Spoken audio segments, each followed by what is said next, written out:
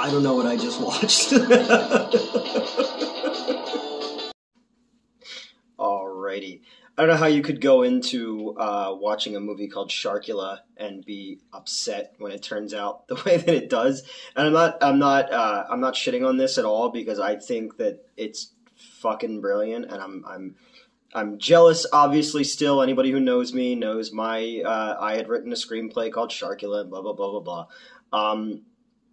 I got to give it to Mark Polonia. I got to give it to fucking Wild Eye Releasing. I'm doing stuff with them for their Visual Vengeance series. They get it. Rob, who runs the company, flat out said, he's like, we make meme movies, and they have beautiful posters and fantastic titles, and they are what they are, they're turned out quickly, and Mark Polonia, who shot Sharkula, he's been doing it since the 80s. They crank out movies in one fucking location with their friends. You see the same people over and over again, and Amity Shark and Virus Shark and all this shit. So going into this, obviously I wanted to see it to see how much, my Sharkula script, compared to theirs, and thankfully there wasn't a lot of similarities, so I didn't have to worry about that too much. This is actually the draft that belonged to the when I was doing it with the other company. This was the 90 pages that were kind of marked in a lot of red to all the things they didn't like about the script. So let's start with mine, and then we'll go into theirs. So back in 2018, I was asked by a producer in Louisiana to write a Christmas horror movie.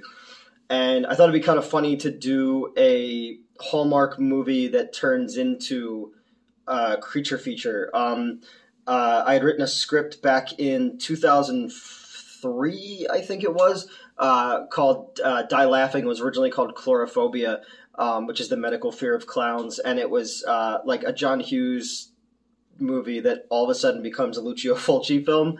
So I wanted to kind of do something like that. And I thought that the title, A Christmas Mummy, would be really funny. So I wrote this thing where it's a Hallmark movie mixed with From Dusk Till Dawn with the mummy of Krampus that's, instead of wrapped in bandages, it's wrapped in fucking tattered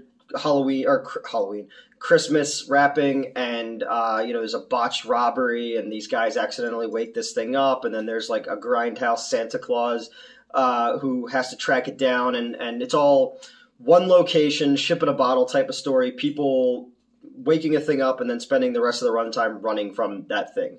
So I'd written that, and I turned it in, and it was small. It was like on really tiny, really like not a lot of effects or anything like that. Tons of puns. Everybody was named after something Christmassy, and all that shit. But they had wanted something way more vulgar than even I was prepared to write. A lot more nudity, a lot more like trauma level gore, and I was just like, I don't know if this is really that. So they went in a different direction, did something else. So instead, I turned it into, I took the bones of it and I rewrote it to be Sharkula, because I'd seen that that Wild Eye was doing Sharkenstein with effects by Brett Piper, who's a stop motion guy who I'm a huge fan of. And Mark Polonia, who directed that movie and a lot of these movies.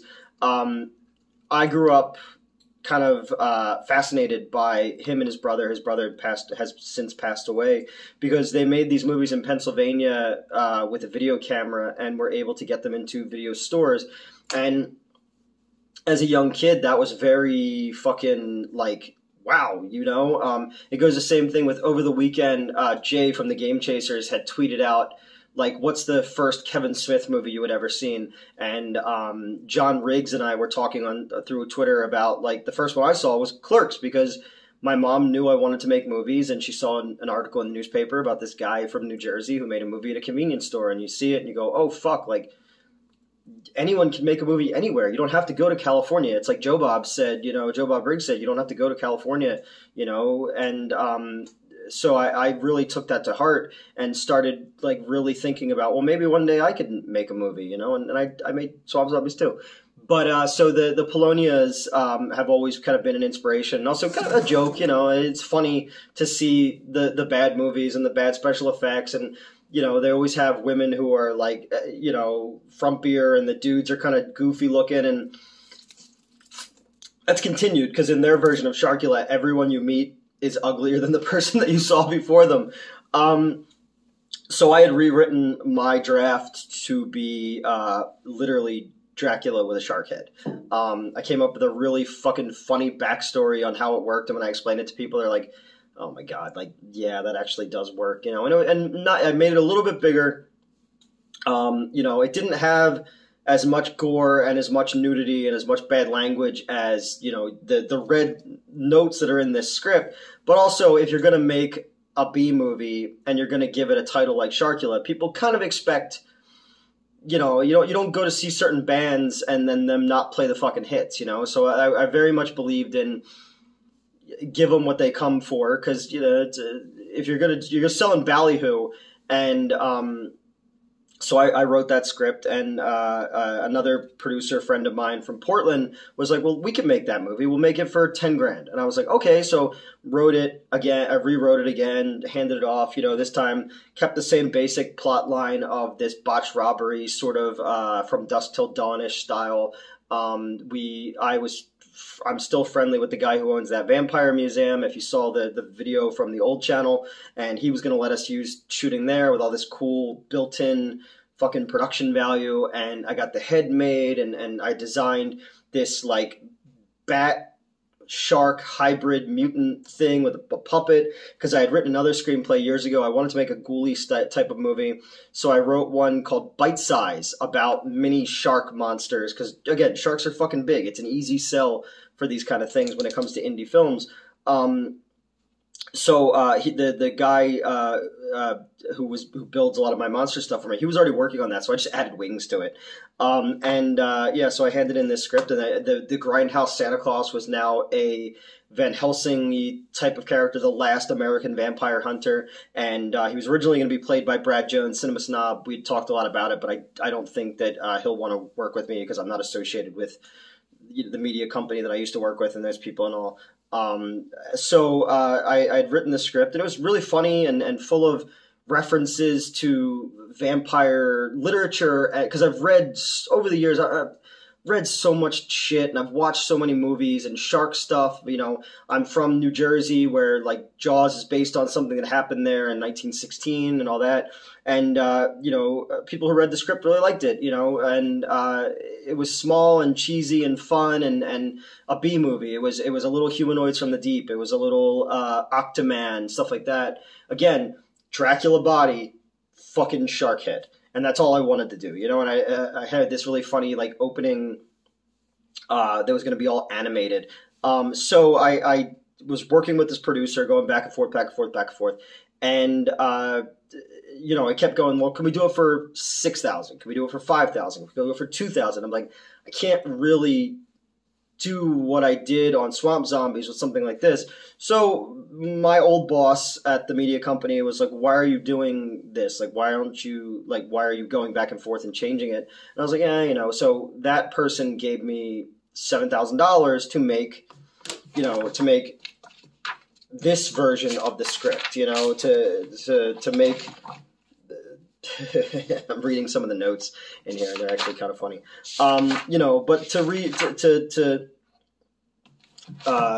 make this version of the script. And so I took that money and I put it into a separate bank account, and I started ordering the movie poster, this is the sketch for that version, and getting the tank prop built, and paying the guy who built the puppet, and getting the shark head and all that kind of stuff. And I spent $2,000 of the $7,000, and everything else was going to go into the movie, and I was going to put a little bit of my own money into it just to have a little bit more control over things. Because then what started happening was, this script's not that good. You're not really a screenwriter. You're an idea man. I heard that a lot in that time period. Like, you're not really a good writer. You know, and that led to some of my stress issues and led to fucking part of my face being broken and all that. Because I really thought, like, you know, wow, somebody believed in me enough to give me money to make a movie, but they don't really. It was more like, let's see if he fails, and then we can keep him, you know, doing other people's jobs. So it turned into a lot of meetings of like, we need to take out the nudity, we need to take out the gore, we need to take out a lot of the dirtier puns and stuff like that. Yeah, like, you know, I thought I wrote a line where one of the women who's bitten by the Sharkula turns into like a bride of Sharkula, and she tricks this dude who's one of our main characters into going in this side room, and they're making out, and she kind of dips down below camera, and when he looks down, she's got like shark mouth. She's a bride of Sharkula, and she says, "Chum shot." Head dips down below camera, and then blood sprays all over his face. I fucking thought chum shot. I wrote that. God high-fived me, you know? I was like, and I thought that was really funny. That had to come out, obviously.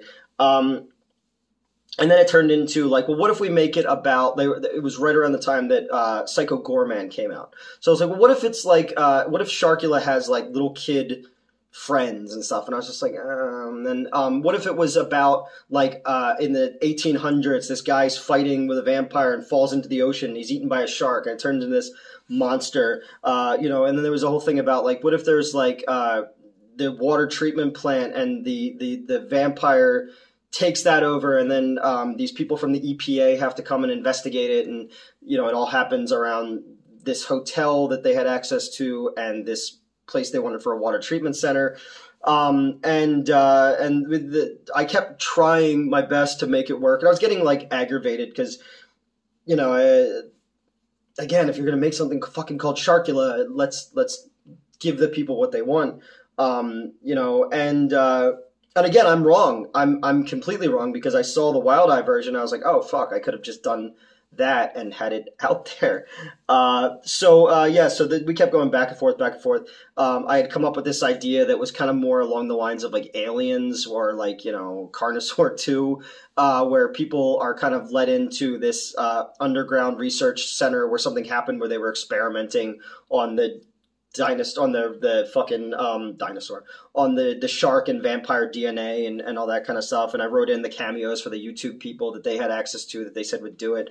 And eventually it just all kind of fell apart, and then I no longer was working there. So you know, right away they were like, well, we need the money back that you gave us. So I paid them back the money, and then they left all the props on my front doorstep when I came home one night. So I have all that stuff. So I retitled my script Jaws Ferratu, because after I'd left there, the media stuff started coming out that, oh, there is a Polonia movie coming out called Sharkula. And that sucked. That you know, that was just kind of salt in the wound at that time period in the fall. And you know, so I retitled it Jaws Ferratu, and I put all my ideas back into it and all that kind of stuff. But their Wild Eye releasing's version of Sharkula came out, and it got a lot of press because they also did, like, they released Amityville in space, that the trailer for that, the title for that, and people love the memification movies, the you know, the Amazing Bulk and the Shark Exorcist. I worked on Shark Exorcist 2. I shot a scene for that for Donald Farmer, and the Amazing Bulk and stuff like that. I mean, they've done, like, don't get me wrong, Wild Eye's done, like, Velocipaster I love. You know, I thought that was great. The Neon Dead, I think, is really good, too. It's very 8-bit Nintendo-style horror movie. A lot of Dayglow stuff is really, really cool. I think they did a great job with that. And then with the stuff I'm working with them on now for Visual Vengeance, where they have a ton of shot-on-video movies from the 80s, 90s, and early 2000s that they're remastering. And I did a commentary track for one and an unboxing for one. And I've been kind of singing their praises because again, like I said in the beginning of this, if you go into their version of Sharkula and you're mad because it wasn't, you know, like I wanted this to be, you're already in the wrong fucking boat, because that's not what these movies are. These are how quickly can we get something out there before some asshole from, you know, me gets that title out there. And here I am thinking, like, you know, oh, I'm gonna make it funny and smart, and it's a B movie, and it's all about getting it out there as fucking quickly as possible and making a buck and then moving on to the next one. And that's what these guys do, and that's who is successful in making B movies. Look at a Dustin Ferguson or again, the Mark Polonias. They shoot low common denominator stuff that they're able to get out, market, and make a career out of it. And it's impressive. And Wild Eye, I think, is one of the last few companies that's doing it the drive-in way, almost, where they have the marketing campaign and then the movie is so secondary. And this one especially was like, I was angry at how little effort was into it, but I also was like, oh, it's funny. It's like when you see behind the curtain and you go, oh, okay, well, it's a freak show. When you realize it's all done with fucking smoke and mirrors, and once you kind of wrap your head around that, you go, well, that's all any of this is. It's all fucking ballyhoo. It's all smoke and mirrors. It's all commerce, and no one has ever lost money underestimating the good taste of the American public. So when I hear people go like, oh, don't you want to make a good movie? It's like, no, I just want to make a movie. I just want to make movies and spend my life doing that and not have to fucking work at a movie theater or making other fucking people's dreams come true and not having your name on things or whatever. That's what I want. And that's why when, we think about what they said to me back then, they were like, well, if you would have just kept your mouth shut and did what we told you, you'd have a movie.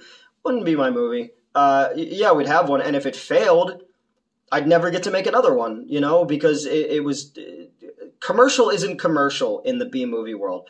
You're not making the Fast and the Furious. You're not making a Marvel movie. You can't call something Sharkula and expect it to have the success of like a Transformers or something like that.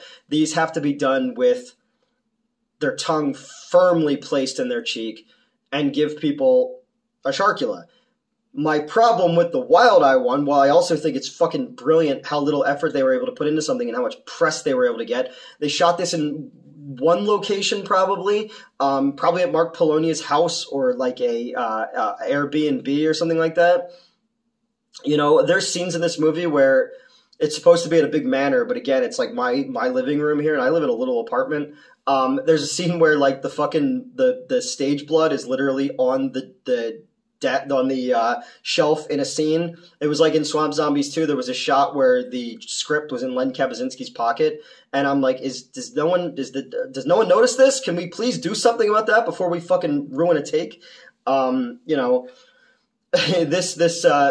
long way of talking about fucking the Polonia brother, or Polonia, Mark Polonia.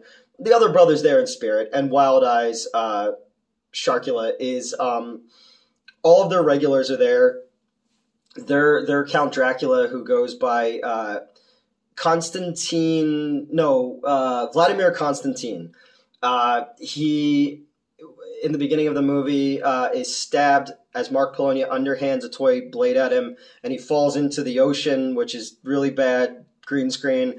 And then hundreds of years later, these two fucking Duck Dynasty looking dudes show up to Arkham, and they're there to serve Vladimir Constantine and his fucking Torgo-like guy, who I couldn't tell had like a speech impediment or was drunk because all of his words were slurred the entire time. And that African-American girl who's in all their stuff, she plays Mina, and she's kind of around as well. These guys' whole thing is they're there to move crates for Vladimir, and they're told not to go out after dark and all this kind of shit. And they share one room, which is clearly, like I said, if it's Mark Polonia's house, it must have been like his wife's room, because there's all these female like hair products and stuff in there. They just left them there. It doesn't matter. They think the whole thing is really weird. And in the water, you'll see like glowing red eyes every so often. And it turns out that the main crux of this story is Dracula back in the olden country was stabbed, fell into the water, was about to get eaten by a shark, used mind powers on the shark, and then transferred his curse over to the shark to keep him alive. So now he serves the Sharkula, which is a shark head, a paper mache shark head with bat wings, and it's puppeteered on green screen or blue screen if you're a racist. And every so often, there'll be a girl tied up in what's supposed to be like the catacombs under the manor, but it's really like Mark Polonia's basement, and Dracula, who's Vladimir Constantine, sleeps in a like Halloween store casket in the basement. And at one point he tells them, like, bring the two Duck Dynasty guys to the main dining hall so we can meet. And it's literally just this kitchen table as they're having their conversation. There's a woman who's tied up in the basement who maybe it's Mark Polonia's wife. And after she gets eaten by a puppet shark head in the foreground to feed the Sharkula, fucking Torgo Renfield is smelling bras and rubbing them on his neck, and it's really fucking bizarre.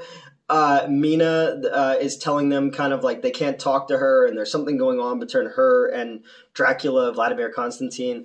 Eventually, fucking these two dirty hippies show up in town for one scene. The dude gets eaten by the fake shark head. The girl gets taken prisoner. She's tied up in the basement. Nobody hears her. She's just right there, literally right there, as close as fucking Elvira is to me right now. And the long-haired Duck Dynasty guy goes down into the basement, and he's like, what are you doing down here? She's like, I was taken by this guy in a cape. He tied me up. Oh, okay. And then when the fucking Duck Dynasty guy gets closer, she has plastic vampire teeth in. She's like, I'm a vampire. And the guy goes to run away, and then Torgo Renfield stabs him with the same toy knife that Mark Polonia threw to set this entire affair into motion. So his friend, other Duck Dynasty guy, wakes up, notices his friend is missing. There's people wandering the streets after dark, which is really just day for night. There's a nice blue tint on everything, wearing Halloween zombie masks and robes. And I imagine, like, Mark Polonia's neighbors looking out their back window and just seeing this, like, bald man in a Dracula outfit where you could see his black t-shirt underneath, and these people in Halloween masks just going and closing the blinds. Kids, don't go out there. Fucking other Duck Dynasty guy shows up, and he's like talking to Mina about where his other Duck Dynasty guy is. And then Dracula shows up, and he's like, listen, I'm going to tell you guys all what happened. And then he tells a story about how he transferred his curse, and everybody's like, oh, okay. And he's like, but if we kill the Sharkula, you'll be free, and I'll be the master again. And they're like, oh yeah, sure, we'll go help you, Dracula, because you're the king of the vampires, but you live in a cardboard casket in Mark Polonia's basement. So they go. There's just random insert shots of a girl that's obviously they got from like a B-roll free use or paid for the footage of this girl with leather pants on and kind of like tribal makeup. She almost looks like the movie Doomsday, that movie the British movie where it's like Mad Max and Escape from New York kind of smashed together, and it's awesome. And the girl had like that tribal makeup. So there's just this girl randomly that they'll cut to who's doing like fire twirling shit, and then shots of tiki torches, then shots of underwater, then cut to the puppet, then back to the fucking girl with the fire torches, then random close-up shots of dudes who look like they like are big fans of Korn, who are like wearing vampire fangs going like, ah, and then a girl like her eyes really bloody, and it's just padding. All these movies are fucking padding. So they talk still alive Duck Dynasty guy into going onto the beach and pretending that he's going to be a sacrifice to Sharkula to feed it so it leaves him alone. Then he gets free, and the puppet, like the close-up of the puppet is here, and then he stabs the puppet, and then picks up a tiki torch, and a dude in camo holding a tiki torch. I was just like, maybe we wait a little bit on that, and so the two like zombies are like, we don't serve you anymore, and he's like, yeah you do, I'm Dracula. And they're like, okay. So he bangs their heads together as softly as possible. And now Dracula's like, well, looks like I'm in charge now, and you're not going anywhere. And Mina's like, you're in love with me, and you have to listen to what I say. And Dracula's like, oh, yeah, I do. Okay. And then they run away, but they just run back to Mark Polonia's basement. And they're like, he won't find us here. And then he fucking comes down the steps and like, oh, yeah, sure. And then they go back upstairs, and then they kill Dracula, and then the movie ends. And I put a video in the beginning of this of me, as the movie ended, listening to the amazing theme song. The theme song is great. And just going like, you got me. You fucking got me, Wild Eye. I knew from watching the trailer what I was going to get, but I paid my $4 and I went for the fucking ride.